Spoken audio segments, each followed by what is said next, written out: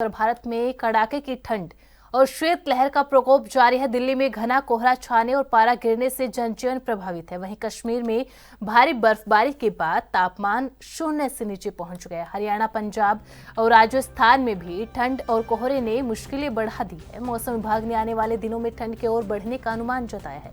दिल्ली में घना कोहरा छाने और न्यूनतम तापमान 6 डिग्री सेल्सियस तक गिरने की संभावना है। वायु गुणवत्ता सूचकांक 225 पर खराब श्रेणी में दर्ज किया गया है।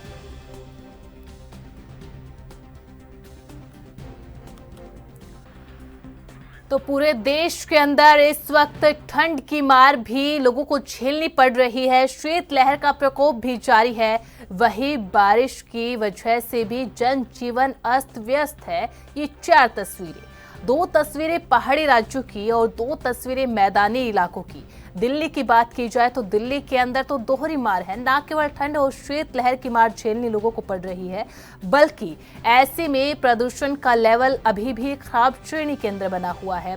कोहरे की परत छाई हुई है, जिसकी वजह से वाहन चालकों को दिक्कतों का सामना करना पड़ रहा है।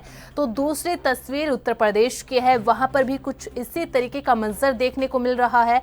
सड़कों पर वाहन रेंगते हुए नजर आ रहे हैं। तीसरी तस्वीर हिमाचल प्रदेश और चौथी तस्वीर जम्मू कश्मीर के पुंछ की है। आप देख सकते हैं बर्फबारी का दौर लगातार जारी है।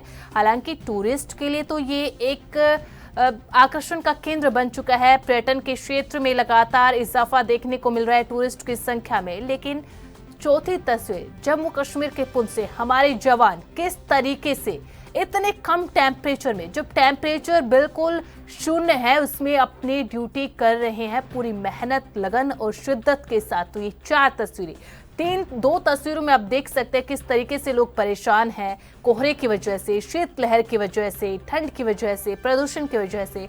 लेकिन तीसरी तस्वीर जहां टूरिस्ट यहाँ पर एक तरीके से डेस्टिनेशन कह लीजिए आप, हिमाचल प्रदेश के अंदर वहां पर एंजॉय करने के लिए टूरिस्ट जा रहे हैं। लेकिन चौथी तस्वीर हमारे जवानों की है, जो इतनी कड़ाके की ठंड में भी अपनी ड्यूटी लगातार कर रहे हैं। और हमारे संवाददाता राजीव तिवारी भी इस खबर पर ज्यादा अपडेट के साथ लाइव जुड़ चुके हैं। राजीव, इस वक्त हम जो 4 तस्वीरें देख रहे हैं, 2 तस्वीरें तो ऐसी है दिल्ली के और उत्तर प्रदेश की, जहां पर लोग ठंड की वजह से परेशान है, शीतलहर की वजह से परेशान है। और दिल्ली की बात की जाए तो प्रदूषण का लेवल अभी भी खराब श्रेणी के अंदर बना हुआ है। यहाँ पर बात करें जिस तरीके से लगातार ठंड बढ़ रही है, वैसे वैसे परेशानियां भी देखने को मिल रही है कि जिस तरीके से मौसम विभाग की तरफ से अगले 2 दिनों के लिए यानी 30 दिसंबर 31 दिसंबर के लिए लगातार कोहरे की जानकारी दी गई है। और लगातार ये भी कहा गया है तमाम इंतजाम जो है वो लोगों को बरतने पड़ेंगे और येलो अलर्ट जो है वो जारी किया गया है। मगर यहाँ पर बात करें इस ठंड की वजह से या फिर कहें कोहरे की वजह से अब कहीं ना कहीं यातायात पर भी असर पड़ता नजर आ रहा है। आम जनता को भी परेशानियां होती नजर आ रही है। लगातार ठंड की वजह से बीमारियों की बात करें वो भी बढ़ती नजर आ रही है। मगर यहाँ पर बात करें जिस तरीके से बच्चों की, तो बच्चों के लिए भी कहीं ना कहीं ठंड से बचाव के लिए तमाम इंतजाम जो है वो स्कूल प्रशासन और परिजन जो है वो अपनी तरफ से करते नजर आ रहे हैं। मगर लोग जो है अब ठंड से बचाव के लिए तमाम इंतजाम की तरफ से कोशिश कर रहे हैं। यहाँ पर हालात की बात करें, चाय की बात करें, गर्म कपड़ों की बात करें, तमाम कोशिशें जो है की जा रही है। मगर यहाँ पर फिर भी ठंड जो है वो कहीं ना कहीं इतनी ज्यादा बढ़ चुकी है जिसकी वजह से आम जनता को ये कह सकते हैं कि हाथ कपा देने वाली सर्दी जो है वो आप देखने को मिल रही है। जी बिल्कुल राजू, हार्ड कपा देने वाली ठंड तो लगातार पड़ती जा रही है। लेकिन ऐसे में चूंकि कोहरा बहुत ज्यादा हो जाता है, कई बार विजिबिलिटी शून्य तक चली जाती है। कई बार विजिबिलिटी इतनी कम होती है कि वाहन चालकों को कुछ दिखाई नहीं देता है। ऐसे में सड़क दुर्घटनाएं भी बहुत ज्यादा बढ़ जाती है। तो ऐसे में ट्रैफिक पुलिस की ओर से क्या व्यवस्थाएं की गई, किस तरीके से इस वक्त ट्रैफिक पुलिस ने इंतजाम किए हैं?